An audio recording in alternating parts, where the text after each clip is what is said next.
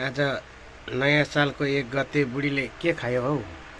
मैले आज के खाएँ बाफरे बिहानदेखि कुलकुला हो कि गुलिया हो कि कुलकुला हो करिबरी कढीबरी कचरी परी के अनि अलिकति भात चोङ्गा बेसा चोङ्गा बेसा भनेको ढुङ्ग्री ए ढुङ्ग्री ढोङ्गा ढोङ खाएँ होइन के खाएँ मासु अरे के सुँगुरको मासु पकाइदिएँ मैले होइन खाँदिनँ। तिमी सुँगुर मासु खाँदैनौ? म खाँदिनँ। किन पकाइदिएको?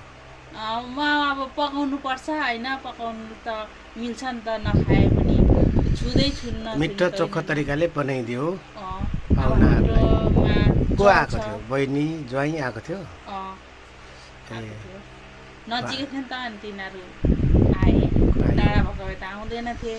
अब मैले सोधिहालेँ, बुढी हेर म त यताउता कुद दौडधुप गर्दा गर्दै भ्याइन भात पनि खान।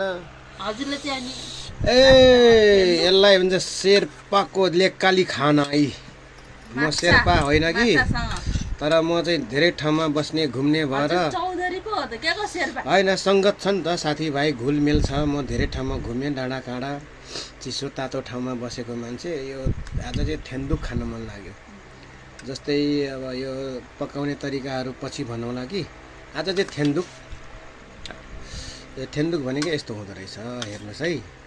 अब यसको स्वाद कस्तो कसरी बनाउँछ भन्ने भिडियो चाहिँ नेक्स्ट पार्टमा तपाईँहरूलाई भन्नेछु। अहिले चाहिँ एकदम भोक लागेको छ, म फटाफट खान्छु है। अनि सुत्छु। हस्, म सुत्छु आज। Good night.